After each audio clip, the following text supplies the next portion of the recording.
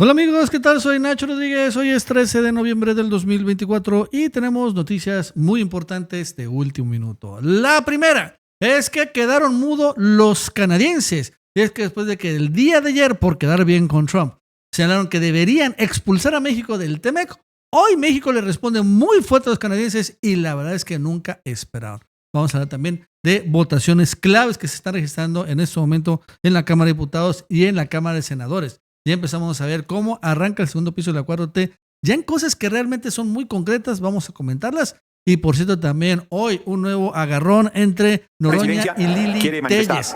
Todo por el caso de Argentina. Y bueno, la condena a la expresidenta de Argentina, Cristina Kirchner, los acabó enfrentando. Y vamos a arrancar. Fíjese que el día de ayer el alcalde de Ontario, que es la provincia más grande, aunque no la más importante de Canadá, señaló este alcalde que pues como México supuestamente no estamos deteniendo la inversión china ni las importaciones chinas que se cuelan a Estados Unidos, lo que debería hacer es que finalmente se rompa el TEMEC y haya Estados Unidos únicamente un tratado bilateral entre Canadá y Estados Unidos. Una idea por demás bastante absurda y sin sentido, porque un tratado así no le conviene realmente a Estados Unidos, nada más un tratado de ese tipo. E incluso hoy también Ebrard lo comenta, que la verdad es que es una burrada marca diablo. A Canadá no le conviene sacar a México del TEMEC. ¿Por qué? Porque la verdad es que sus razonamientos de los canadienses son bastante burros. Ese planteamiento que sacar a México del TEMEC no le convendría a ninguno de los integrantes del tratado. ¿Por qué a Canadá no le convendría? Dice Ebrard. Entiendo la motivación de esa declaración, es que es como decir que ¿por qué no sacamos a México y nos traemos a Canadá todo lo que podemos de electromovilidad y nuevas tecnologías? ¿No? De hecho, es un gran competidor. Finalmente, que se traigan toda la industria automotriz de México y se lo lleven a Canadá. Pero no creo que le convenga esencialmente a Canadá, porque la lógica te lleva a que si haces algo bilateral, tus condiciones de negociación, por definición, se van a deteriorar. Pero no solo eso, lo cierto es que en Canadá no son las mismas condiciones, precisamente para la manufactura o para las fábricas que en México. México, de una u otra manera, es mucho más barato hacerlo aquí, componentes, autopartes y demás, que en Canadá, donde sale muy caro. Si se va a hacer las cosas en Canadá, pues mejor las hacen en Estados Unidos y le dan los trabajos a los estadounidenses. Pero evidentemente eso también deteriora la economía porque todo sube demasiado. Sube el precio muy fuerte, además que no hay suficientes trabajadores realmente en ese nivel. Entonces, sí, es una burrada. Y también recordó Ebrard, en esta declaración, que lo cierto es que originalmente Trump no quería un tratado con Canadá, sino únicamente con México. En un momento nos planteó Trump que fuera un tratado bilateral, dijo Ebrard. Esa era la oposición de Trump en 2018 y 2019. Y tiene toda la razón, Obrador también lo ha confirmado. Y que fue él, el presidente Obrador, el que convenció a Trump de integrar a Canadá al tratado. Trump no lo quería, no quería a los canadienses y fue por esto que lo integraron y se hizo el TEMEC. Y ahora los traidorcetes canadienses, bueno, nos pagan así. Y honestamente, viéndolos así, yo creo que lo que deben hacer aquí los mexicanos, el gobierno de la 4T, es pues revisar las concesiones. Ya que tenemos todo el poder de las mayorías calificadas, pues también ver qué onda con el tema de las cuestiones mineras, la riqueza del subsuelo, no solo de hidrocarburos, sino también los metales. Por ejemplo, ahorita se han descubierto minas como Proyecto Metates, que puede ser una de las minas de oro más grandes del mundo, pero ahorita las concesiones las tienen únicamente canadienses. Entonces, creo que es necesario revisar todas estas concesiones, porque este tema de las minas también es un desastre, no solo de riqueza, sino ecológico. Y si se está buscando, yo estaba escuchando hoy, por ejemplo, a Luz Helena González, un tema de Pemex para que finalmente haya menos contaminantes, etcétera. Está muy bien. Pero, ¿y los canadienses? Ellos sí pueden tener minas de cielo abierto, ellos pueden contaminar con total impunidad. Y nosotros los mexicanos nos tenemos que ceñir a ese tipo de cosas. A ver, cuéntenme. Eso también tampoco se vale. Bueno, hablando de temas internacionales, hoy también confirma Donald Trump que Marco Rubio, el senador de la Florida, va a ser el nuevo secretario de Estado de Estados Unidos. Un personaje que, bueno, pues al final a mí me sorprende porque es latino, va a ser el número 2, en un gobierno de supremacismo blanco. Está bien. Aún así, lo cierto es que Marco Rubio es lo que dicen coloquialmente un halcón. Es un neocon, o sea, un neoconservador, que es alguien que le encanta el tema de las guerras, de que le encanta el tema de las invasiones, de las intervenciones, de los golpes de Estado, en fin, de las interferencias electorales. Es alguien que, bueno, va a seguir la política imperialista estadounidense en todo el mundo. Va a irse contra China, contra Irán, contra Rusia, y aquí en Latinoamérica se va a ir contra Cuba, Venezuela, Nicaragua, y claro, los otros países de izquierda, México, Colombia, Bolivia, que no son como que las dictaduras, pero ahí están gobernamos los populistas. Y evidentemente también van a empezar a decir las mismas mentiras de siempre, que aquí en México, por ejemplo, nos gobiernan los narcos, que hay un pacto con México. Todo esto lo ha dicho Marco Rubio. Aunque no es lo mismo ser borracho que cantinero. Y ahora pues va a tener también que aceptar, porque una cosa es decir Florida, decir tonterías, pero ahora como secretario de Estado, pues si no hay una diplomacia acorde con la mexicana, sencillamente o sea, le pueden cerrar las fronteras a sus agentes de la DEA, a de la CIA, etcétera, etcétera. Se les puede ser muy difícil a ellos. Y bueno, pues ya también ha pasado y seguramente pasará. Bueno, otro tema, el día de hoy, fíjense, está muy interesante la situación porque se habla mucho de reformas constitucionales, pero hoy ya empiezan a caer, o sea, ya empiezan a concretarse. Vean esta noticia.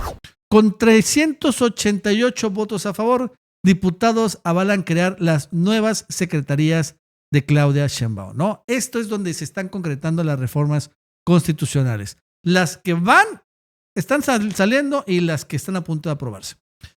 Por ejemplo, se reformaron con 388 a favor y 53 en contra la Ley Orgánica de la Administración Pública Federal de entrada para crear la Secretaría de las Mujeres. Es muy importante.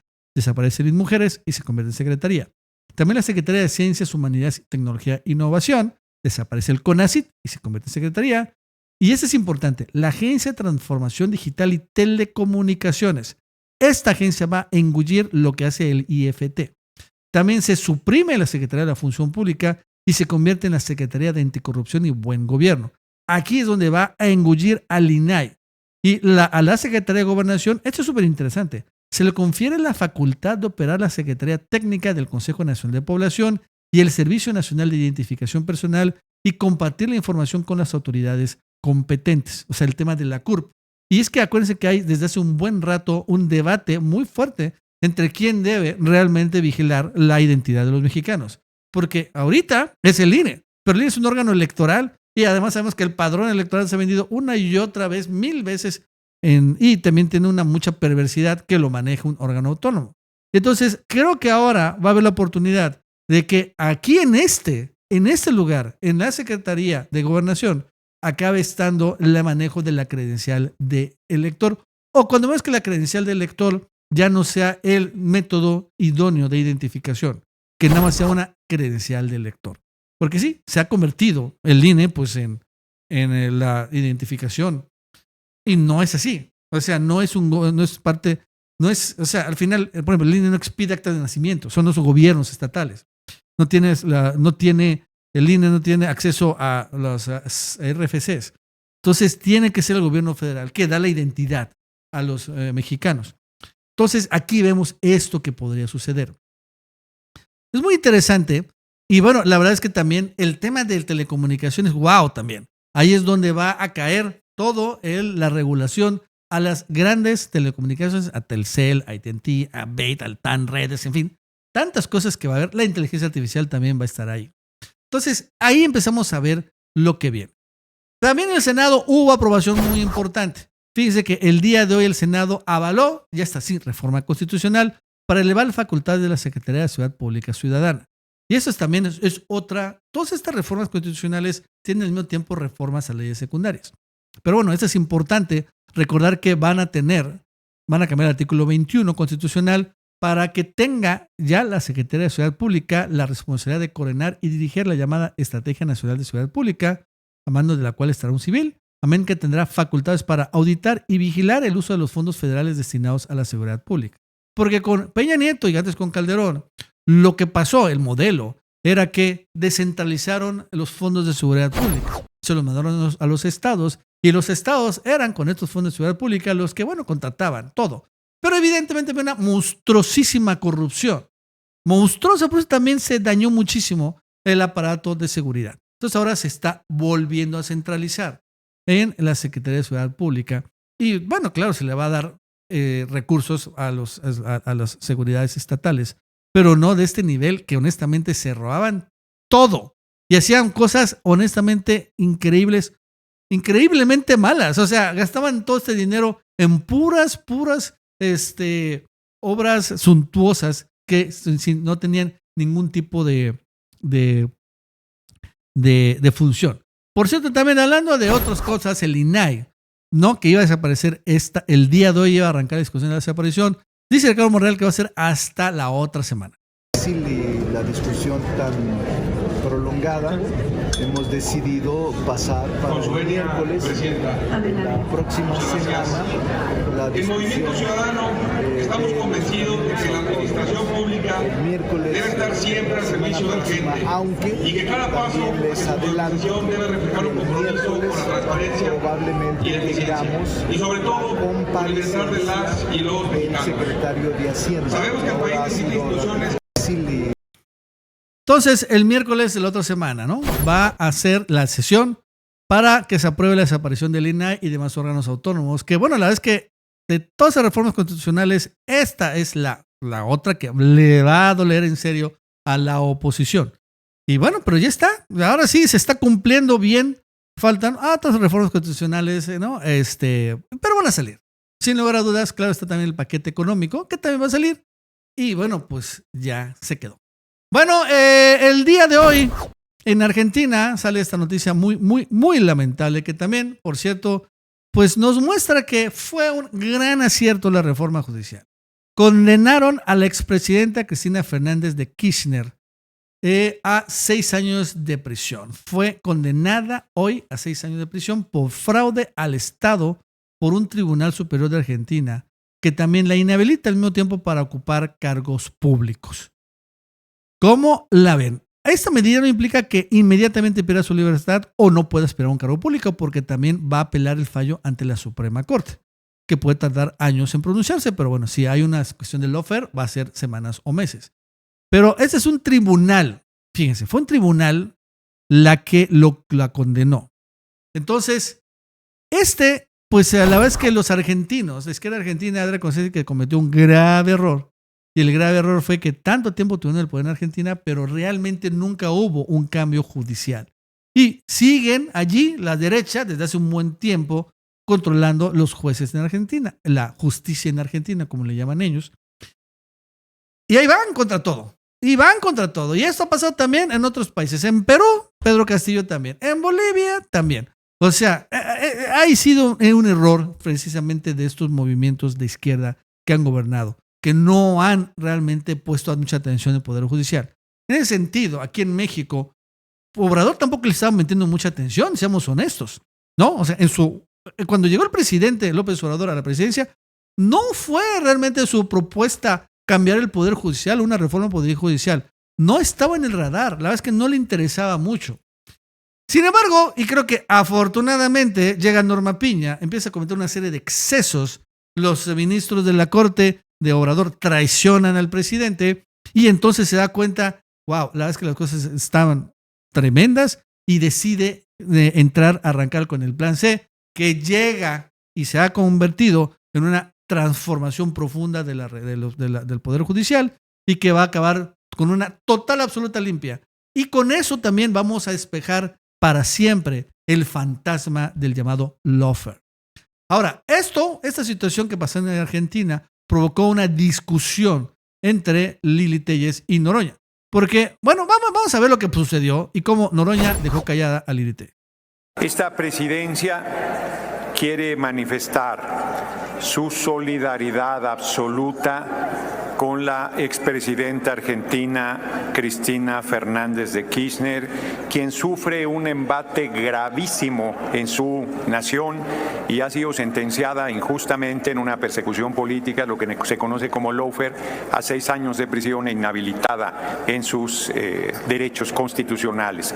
Muy grave lo que está sucediendo en el hermano país. Vaya desde aquí nuestra solidaridad con Cristina Fernández. Nada más decirle a los argentinos que quede claro que usted habla a nombre personal, porque a la mayoría de los mexicanos nos da mucho gusto que vayan a llevar a cuentas ante la justicia a la corruptísima expresidente de Argentina. Así tenemos la esperanza de que un día va a caer López Obrador a la cárcel por corruptos ustedes socialistoides. Pero quiero comentar que mi expresión no es personal, es en mi condición de presidente de la mesa directiva de la Cámara de Senadores. Así es que la mayoría, además de esta soberanía, se solidariza con la presidenta Cristina Fernández de Kirchner. La mayoría de los mexicanos están felices porque los mexicanos no conocen a Cristina Fernández de Kirchner. Y si la conocieran, estarían, claro, con Noroña, evidentemente. Bueno, amigos, eso es todo. Hasta luego.